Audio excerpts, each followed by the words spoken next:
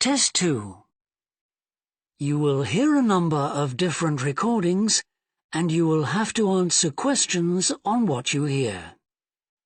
There will be time for you to read the instructions and questions, and you will have a chance to check your work.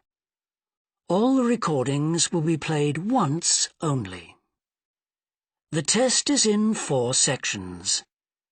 At the end of the test, you will be given 10 minutes to transfer your answers to an answer sheet. Now turn to Section 1. Section 1. You will hear a man interviewing a woman in the street about her use of transport. First, you have some time to look at questions 1 to 5.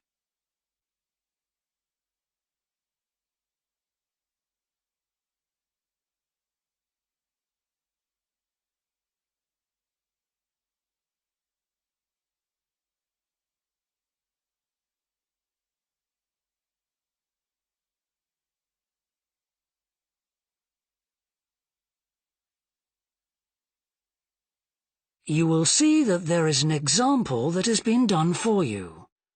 On this occasion only, the conversation relating to this will be played first. Excuse me? Yes? I wonder if you could spare a few minutes to do a survey on transport. It won't take long. No, that's fine. Oh, lovely. The survey is on behalf of the local council. They'd like to know about what transport you use and any suggestions for improvement.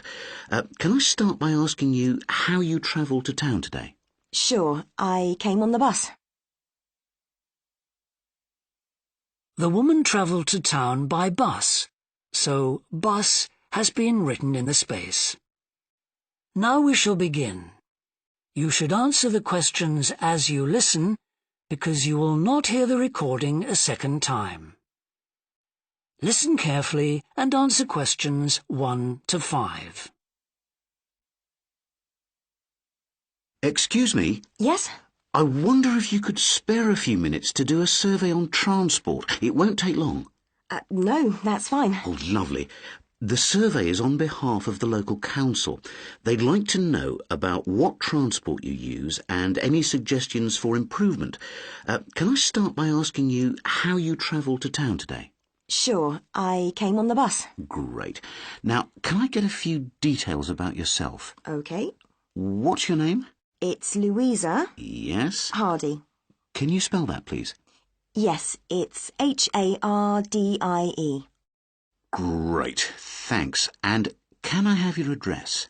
It's 19 Whitestone Road. Oh, right, I know that area. It's Bradfield, isn't it? That's right. Is the postcode GT7? It's actually GT8 2LC. Great. And could I ask what your job is? Are you a student? I've actually just finished my training. I'm a hairdresser. Oh, right. And one more question in this section. What is the reason for you coming into town today? Actually, it's not for shopping today, which would be my normal reason, but to see the dentist. Right. Thanks. Before you hear the rest of the interview, you have some time to look at questions 6 to 10.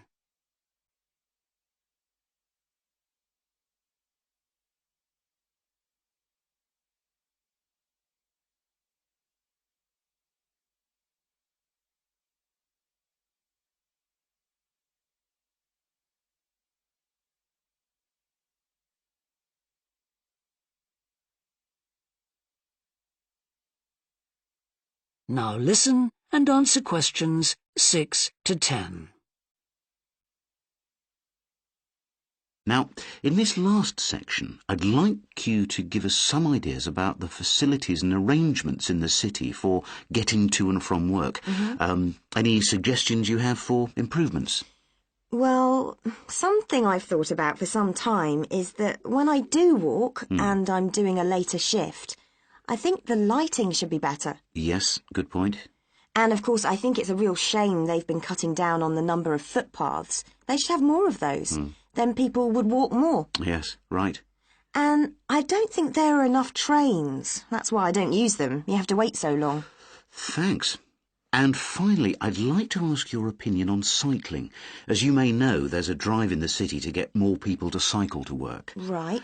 But we realise that there are things which the council, but also employers, might do to help encourage workers to cycle to work. Yeah. Well, I have thought about it, and where I work there are no safe places to leave your bikes. OK. And also, I'd have to cycle uphill, and on a hot day I'd arrive at work pretty sweaty, so I think I'd need a shower somewhere at work. Right. And I suppose the last thing is that I wouldn't be all that confident about cycling on such busy roads. I think I'd like to see you offering training for that. You know, I'd feel a lot better about starting if that was the case. Well, that's very helpful. Thank you very much for your time. No problem. Bye. That is the end of section 1. You now have half a minute to check your answers.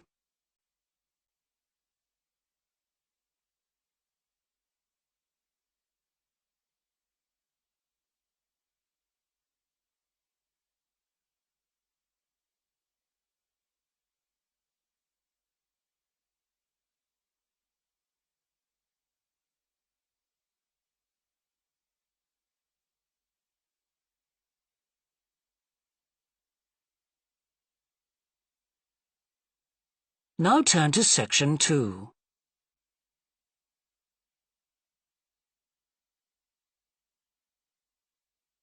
Section 2. You will hear a woman called Alice Bustle talking on the radio about the Dolphin Conservation Trust, an organisation which tries to protect dolphins. First, you have some time to look at questions 11 to 15.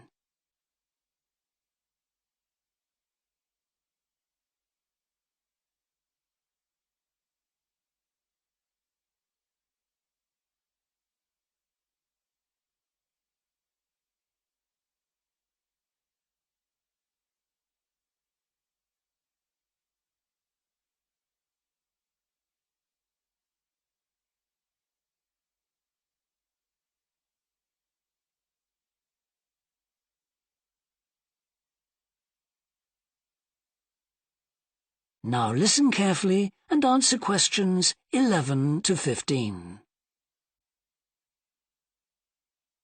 Today we're pleased to have on the show Alice Bustle from the Dolphin Conservation Trust.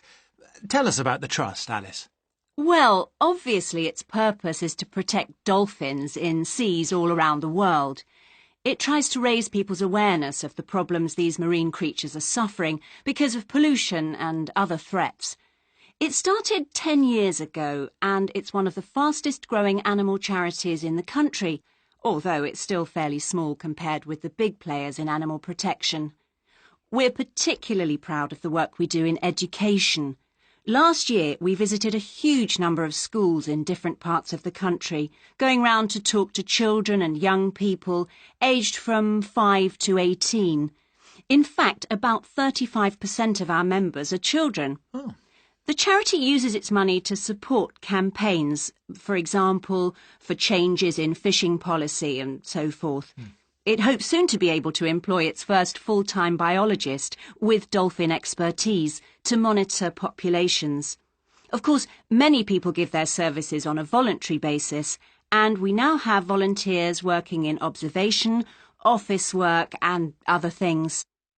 I should also tell you about the award we won from the Charity Commission last year for our work in education. Although it's not meant an enormous amount of money for us, it has made our activities even more widely publicised and understood. In the long term, it may not bring in extra members, but we're hoping it'll have this effect. Is it possible to see dolphins in UK waters? Yes, in several locations. And we have a big project in the east part of Scotland. This has long been a haven for dolphins because it has very little shipping. However, that may be about to change soon because oil companies want to increase exploration there.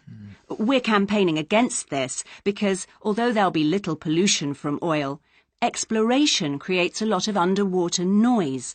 It means the dolphins can't rest and socialise. This is how I became interested in dolphin conservation in the first place. I had never seen one, and I hadn't been particularly interested in them at school. Then I came across this story about a family of dolphins who had to leave their home in the Moray Firth because of the oil companies, and about a child who campaigned to save them. I couldn't put the book down. I was hooked. Before you hear the rest of the talk, you have some time to look at questions 16 to 20.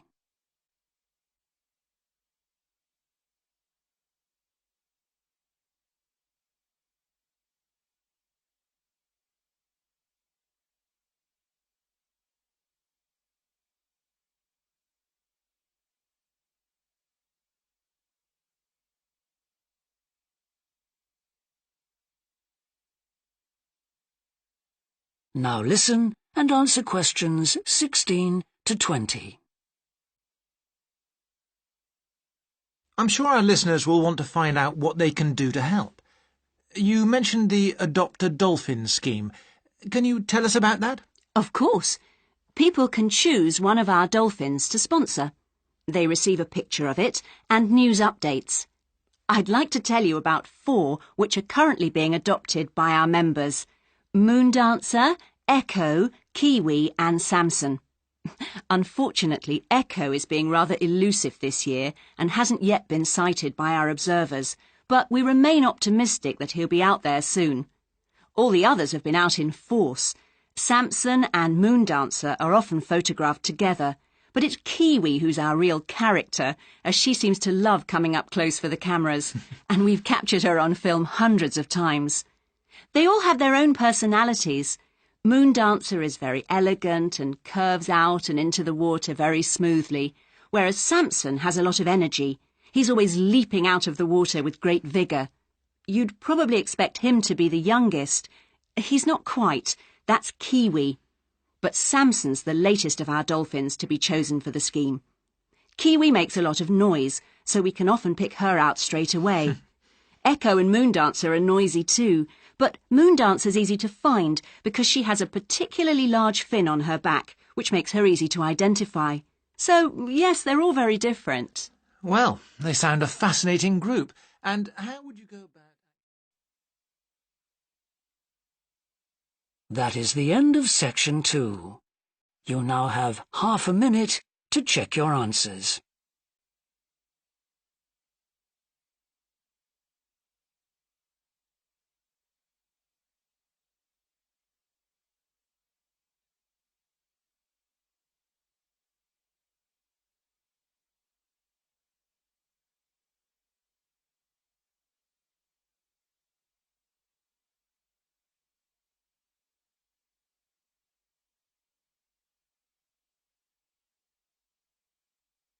Now turn to section 3.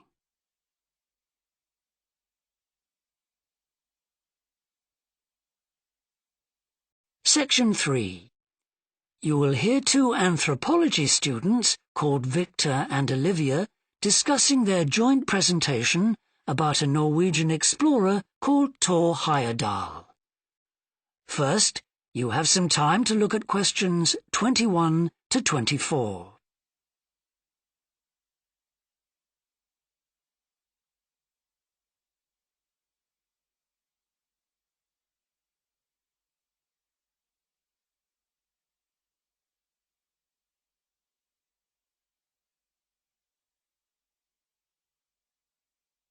Now listen carefully and answer questions 21 to 24. Right, well, for our presentation, shall I start with the early life of Thor Heyerdahl? Sure. Why don't you begin with describing the type of boy he was, especially his passion for collecting things? That's right. He had his own little museum. And I think it's unusual for children to develop their own values and not join in their parents' hobbies. I'm thinking of how Heyerdahl wouldn't go hunting with his dad, for example. Yeah, he preferred to learn about nature by listening to his mother read to him. And quite early on, he knew he wanted to become an explorer when he grew up. That came from his camping trips he went on in Norway, I think. No, it was climbing that he spent his time on as a young man. Oh, right. After university, he married a classmate, and together they decided to experience living on a small island to find out how harsh weather conditions shaped people's lifestyles.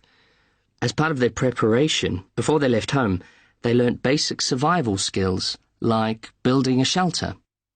I guess they needed that knowledge in order to live wild in a remote location with few inhabitants, cut off by the sea, which is what they were aiming to do.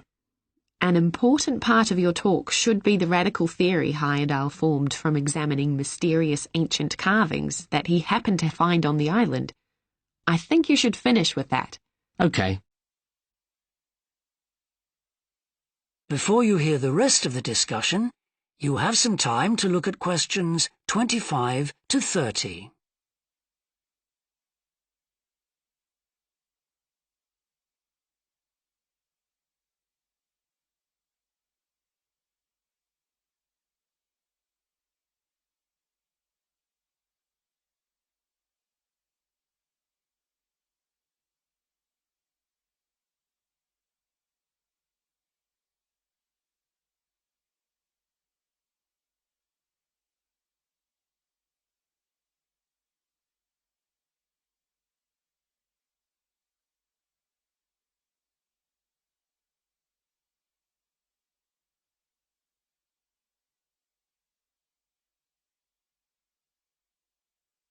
Now listen and answer questions 25 to 30. All right, Victor, so after your part, I'll talk about Thor Heyerdahl's adult life, continuing from the theory he had about Polynesian migration. Up until that time, of course, academics had believed that humans first migrated to the islands in Polynesia from Asia in the west. Yes, they thought that travel from the east was impossible because of the huge empty stretch of ocean that lies between the islands and the nearest inhabited land. Yes, but Heyerdahl spent ages studying the cloud movements, ocean currents, and wind patterns to find if it was actually possible. And another argument was that there was no tradition of large shipbuilding in the communities lying to the east of Polynesia. But Heyerdahl knew they made lots of coastal voyages in locally built canoes. Yes, or sailing on rafts, as was shown by the long voyage that Heyerdahl did next. It was an incredibly risky journey to undertake. Sometimes I wonder if he did that trip for private reasons, you know, to show others that he could have spectacular adventures. What do you think, Olivia? Well, I think it was more a matter of simply trying out his idea, to see if migration from the east was possible. Yes, that's probably it. And the poor guy suffered a bit at that time because the war forced him to stop his work for some years. Yes. When he got started again and planned his epic voyage, do you think it was important to him that he achieve it before anyone else did? I haven't read anywhere that that was his motivation. The most important factor seems to have been that he used only ancient techniques and local materials to build his raft. Yes. I wonder how fast it went. Well, it took them 97 days from South America to the Pacific Islands.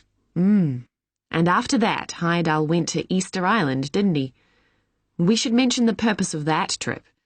I think he sailed there in a boat made out of reeds.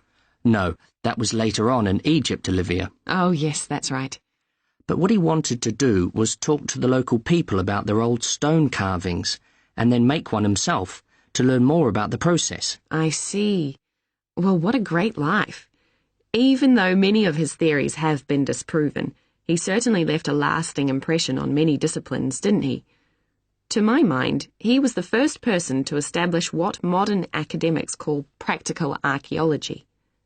I mean that they try to recreate something from the past today, like he did with his raft trip. It's unfortunate that his ideas about where Polynesians originated from have been completely discredited. Yes. Right, well, I'll prepare a PowerPoint slide at the end that acknowledges our sources. I mainly used The Life and Work of Thor Heyerdahl by William Oliver. I thought the research methods he used were very sound, although I must say I found the overall tone somewhat old-fashioned. I think they need to do a new, revised edition. Yeah, I agree. What about the subject matter? I found it really challenging. Well, it's a complex issue.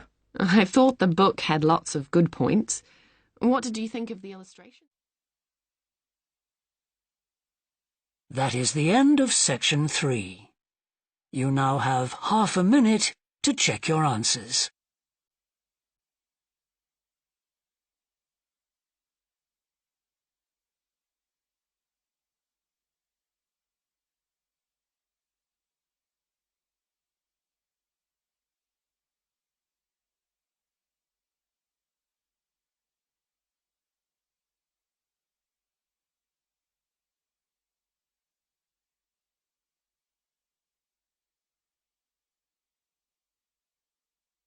Now turn to section 4.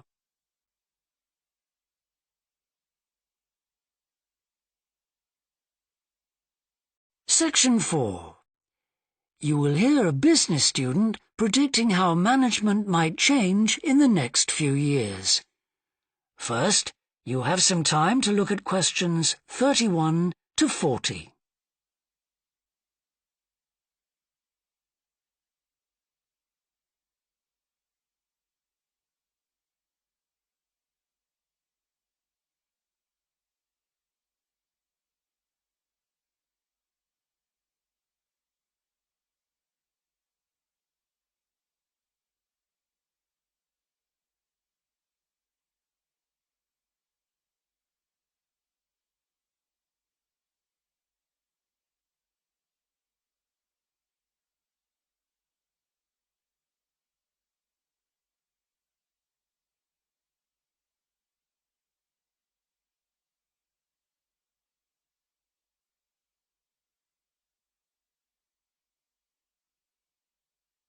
Now listen carefully and answer questions 31 to 40. Well, I've been talking to managers in a number of businesses and reading surveys about the future of management. And what I'm going to present in this seminar is a few ideas about how the activity is likely to change in the next 10 years. It isn't a scientific statistical analysis, just some ideas for us to discuss. One area I want to mention is business markets, and I'm sure a really significant development will be a major increase in competition, with companies from all around the world trying to sell similar products. Consumers will have much more choice. For instance, food products sold in Australia might be manufactured in the USA, China, Finland, and dozens of other countries. At the same time, mergers and takeovers mean that governments are actually losing power to major global corporations. We can probably all think of companies that exert a great deal of influence, which may be good for consumers. A third point I want to make about markets is that in the rapidly expanding economies, such as India, China, Brazil, and Russia, demand is growing very fast. This is putting pressure on resources all over the world. I think businesses are becoming more open to external influences. In particular, companies are consulting customers more and more before making their business decisions.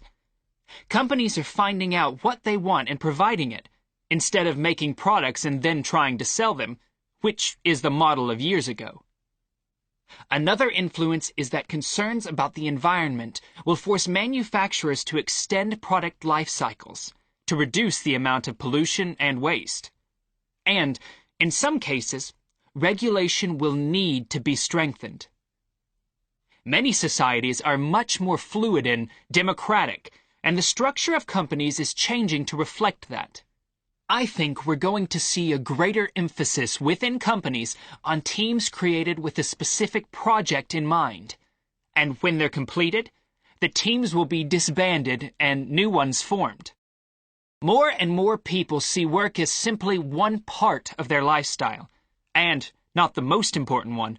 And as the workforce is shrinking in some countries, businesses are having to compete for staff instead of being able to choose among a lot of applicants.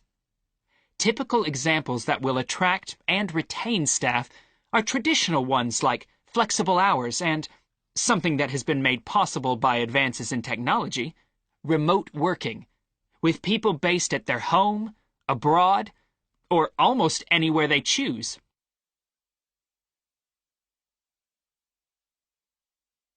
Management styles will almost certainly continue to change. Senior managers will require a lot more than the efficiency that they've always needed.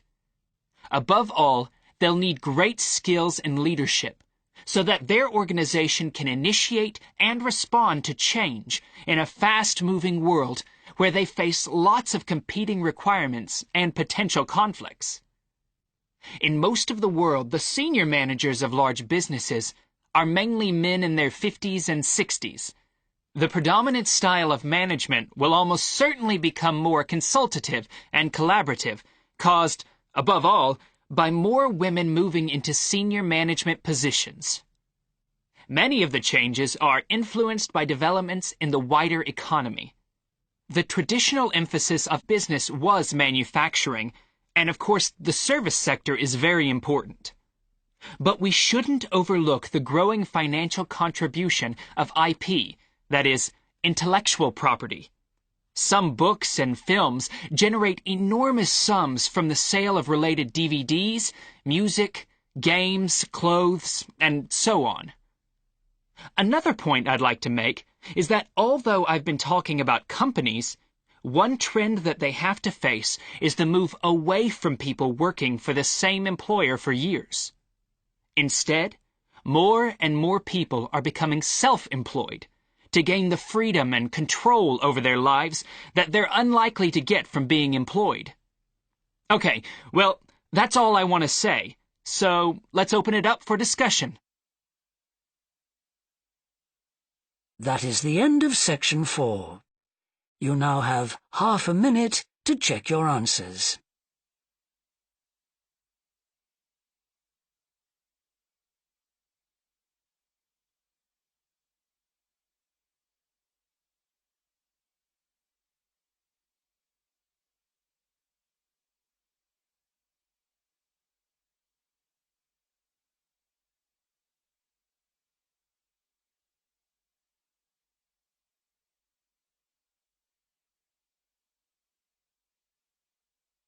That is the end of the listening test.